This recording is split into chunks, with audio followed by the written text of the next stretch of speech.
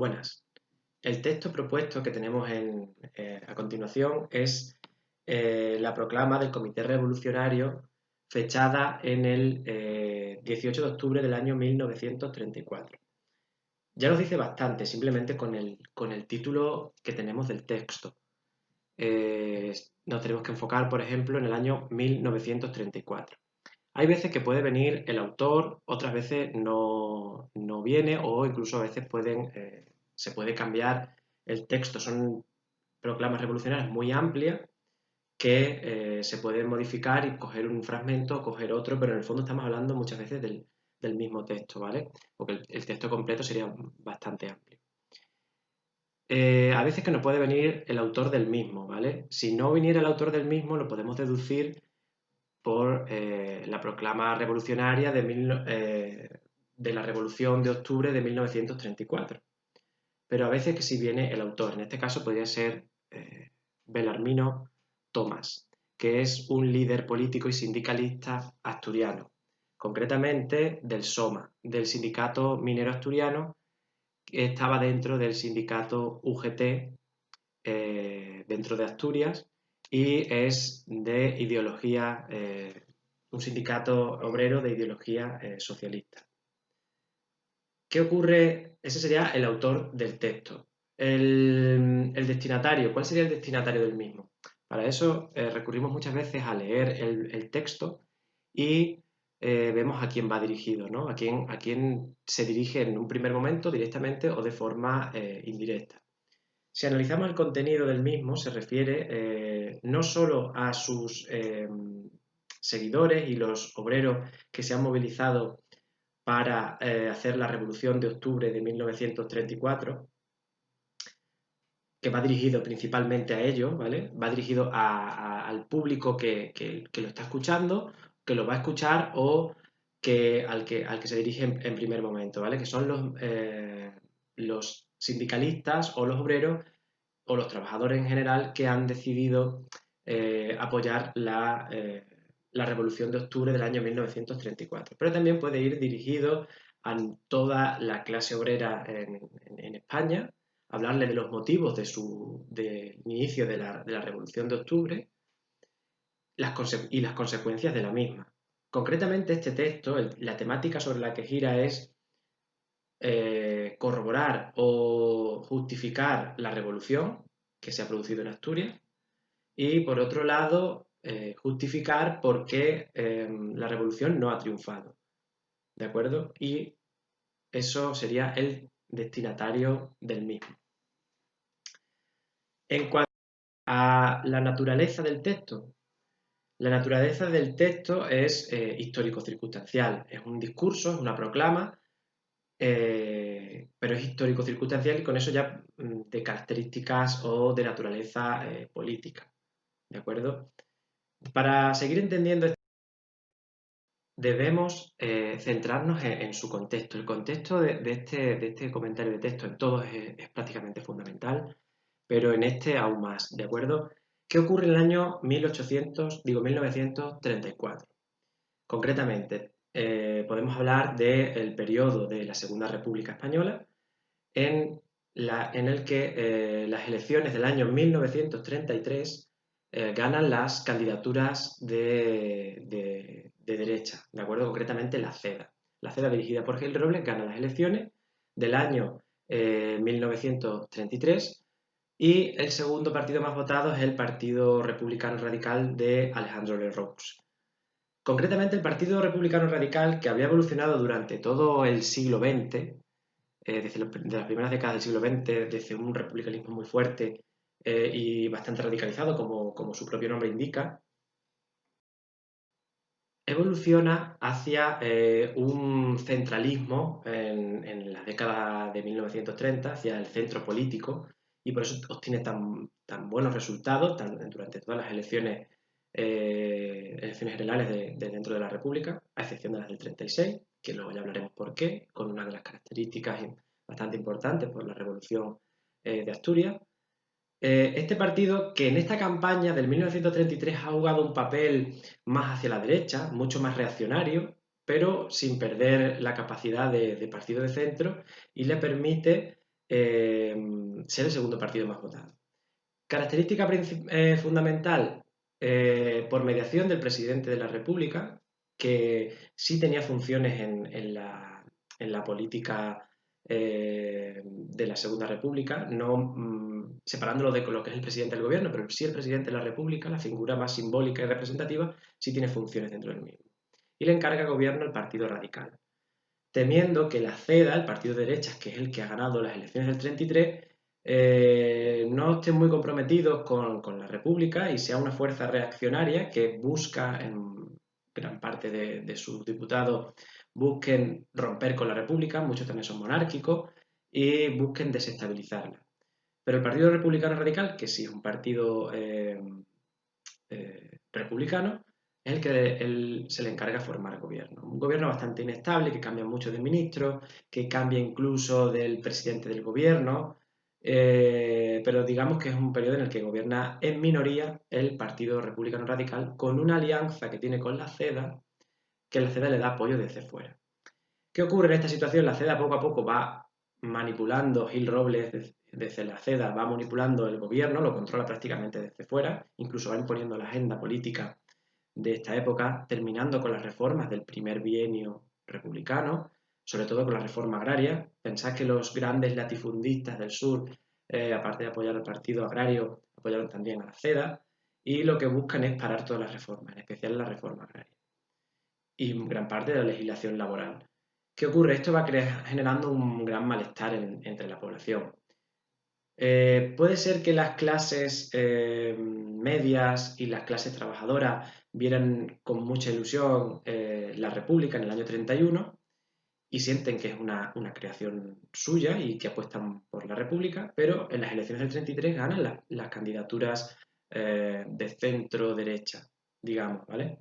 Y rompen con esa capacidad tan progresista que había caracterizado a la República durante sus 3 primeros años.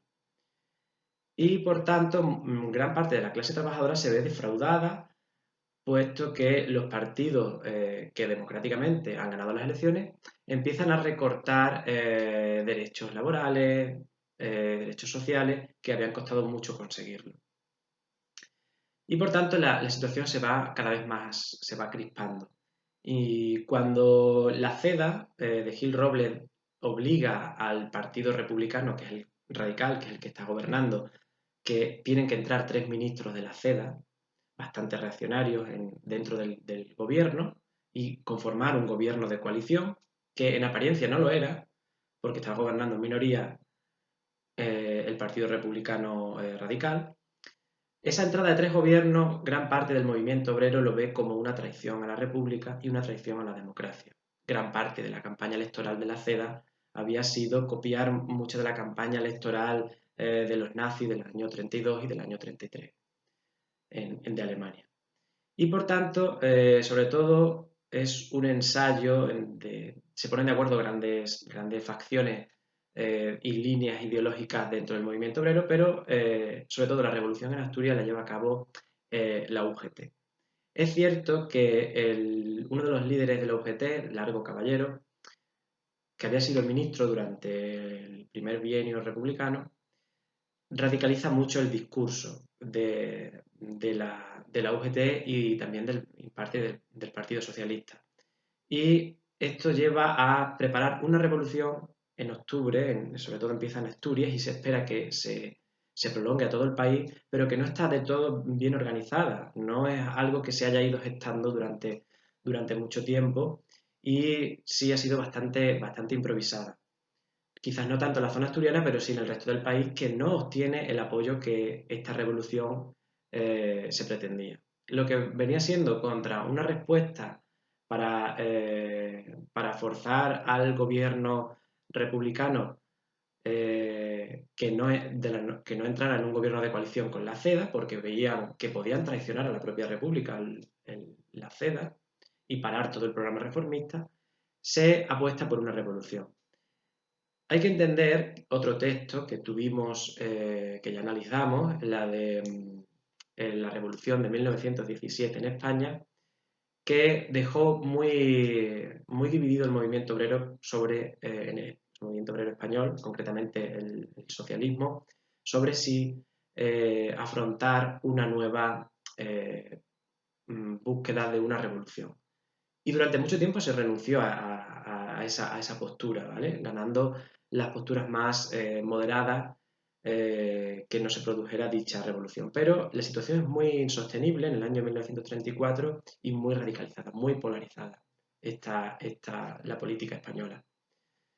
Y se apuesta por la revolución, que solamente triunfa en Asturias y también por ramificaciones en Cataluña. También no existe el tipo de revolución que se está produciendo en Asturias, pero sí incluso desestabiliza la situación y es un punto de inflexión para que en Cataluña se proclame la República Catalana dentro de la República Española, pero la intento de independencia de la República Catalana es en esta época, también en el 34, muy, muy efímera por la reacción del gobierno. ¿Qué es lo que ocurre con la Revolución Asturiana? Que es un preludio de lo que puede ocurrir en la Guerra Civil, que solo pasan 2 años después y se produce la Guerra Civil. Es que los partidos políticos de izquierda o los sindicatos de izquierda arman al pueblo, asaltan fábricas de armamento, cuarteles, se arman, sobre todo también disponen de amplia... disponen de dinamita, puesto que son obreros, un sindicato minero para la extracción de mineral, disponen de dinamita y es una de las armas que ellos usan. Y proclaman la revolución. Lo que pasa es que el gobierno de la República, el gobierno democrático de la República del año 34, decide de reprimir duramente esta revolución y la ve como un ataque a la libertad y a la democracia republicana. Por tanto, llama al ejército y se le encarga al general Francisco Franco. Hay muchas similitudes, el 34 con lo que ocurre después en el 36, y él, al mando de las tropas más especializadas que disponía el ejército, parte de los regulares, parte de la legión, los traslada a Asturias para reprimir la revolución. Y que eran las tropas especializadas del ejército español, las que de verdad saben combatir en la guerra colonial de Marruecos. Y acaba triunfando el ejército español frente a los revolucionarios en Asturias. Con una durísima represión. Más de 3.000 encarcelados, y será esta dura represión y el altísimo número de encarcelados por la revolución de Asturias lo que permita pasar la nueva campaña electoral del año 36, esté muy influenciada por la represión y por los represaliados y los encarcelados por la Revolución de Octubre. Por ejemplo, la campaña del Frente Popular en el año 1936 se basa en la búsqueda de la amnistía para los presos de la Revolución de Octubre del año 34. El Frente Popular, que se conforma con prácticamente casi todos los partidos de izquierdas en el año 36 y que van en coalición electoral en el año 36, se configura principalmente debido a eso. Y logran esa unidad gracias a la repercusión que había tenido la revolución del 34. Factores que debemos tener en cuenta en este texto, muy importante. Es como el 34 fue ya, desencadenó prácticamente y polarizó muchísimo la situación. Por mucho que hubiera gobiernos de derechas y luego ganaran las elecciones los partidos de izquierda en el año 36, es muy difícil manejar la situación en esta época, se radicalizan mucho. Y cada vez las ideologías de derecha son cada vez más reaccionarias y las ideologías de izquierda cada vez son más revolucionarias. Y por tanto hay mucha división social. Factores que debemos tener en cuenta. Se produce prácticamente casi al contrario que la guerra civil. En el año 36 el golpe de Estado lo da el ejército apoyado por facciones reaccionarias y por algunos partidos de derecha, y va contra el gobierno y contra la legalidad republicana. Al principio el golpe de Estado es contra el gobierno republicano del Frente Popular, pero luego acaba siendo con un movimiento contra la República. Y en el año 34 es al contrario, los líderes del movimiento obrero buscan hacer la revolución para forzar al gobierno republicano, en este caso un gobierno de derecha, el que hay en el 34, para forzarlo y terminar con su programa antirreformista y forzarlo a una revolución. Hay dos similitudes, uno desde un lado y otro desde otro, pero las dos atacan al gobierno republicano de ese momento. Y las dos atacan a la legalidad republicana de ese momento. Uno desde unas posiciones reaccionarias y otra sobre unas posiciones revolucionarias. Esas son dos similitudes, aunque sean contradictorias una de otra. Pero sí hay una similitud y es que el resultado prácticamente es el mismo. Lo que pasa en el 34 con lo que pasa durante los 3 años de guerra. Y es que un ejército bien preparado, un ejército con buen material o material, digamos, de buena calidad y preparado, se enfrenta a unas milicias obreras desorganizadas. Aunque también empiezan a tener material, pero no son, por mucha voluntad que puedan tener y una ideología detrás, no logran enfrentarse a un ejército profesional en este caso. Esa es una de las similitudes más concretas con la Guerra Civil Española.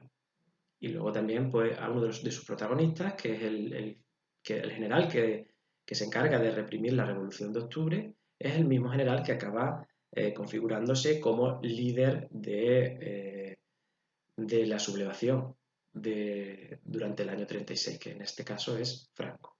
Factores que debemos tener en cuenta, sobre todo en la geopolítica mundial, para entender la Revolución de Octubre. Uno, la crisis mundial de 1929, que llega con retraso a España y empieza a hacer efecto en España a partir del año 1932 y aumenta el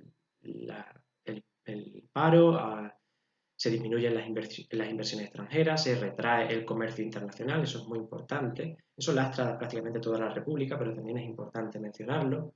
También debemos tener en cuenta el ascenso de la ultraderecha o de la derecha más reaccionaria que existe en Europa. Pensad que en el año 33 gana las elecciones el partido nazi de Adolf Hitler y concretamente desde esa época termina el periodo democrático de la República de Weimar e impone una dictadura nazi, una dictadura nazi, y también venimos arrastrando una radicalización y un acercamiento entre la Italia fascista de Mussolini, que en ciertas épocas, durante los años 20, había mantenido buenas relaciones con las democracias occidentales, como Francia y Gran Bretaña, pero que cada vez se encuentra más en la línea belicista de la Alemania de Hitler. Y por tanto, existe una radicalización muy importante. También desde el año 1917 está el sistema comunista en la Unión de Repúblicas Socialistas Soviéticas, que es el conflicto ideológico que existe entre el fascismo y el comunismo y que polariza la sociedad europea de los años 30. Y eso es muy importante a la hora de abordar este comentario. Yo sé que me he alargado mucho en este contexto, pero quiero que quedara bastante claro.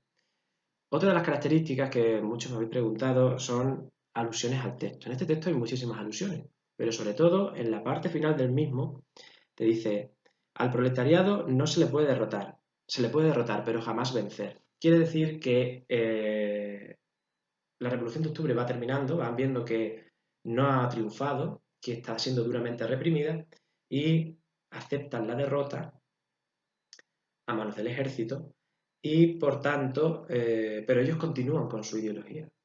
Y es un factor también bastante a tener en cuenta también durante la Guerra Civil. La ideología de lucha de clases no termina porque la Revolución de Octubre haya fracasado, de octubre de 1934, sino que va a continuar. Esa es una de las alusiones principales al texto. Y luego en las últimas líneas dice todos al trabajo y a continuar luchando por el triunfo.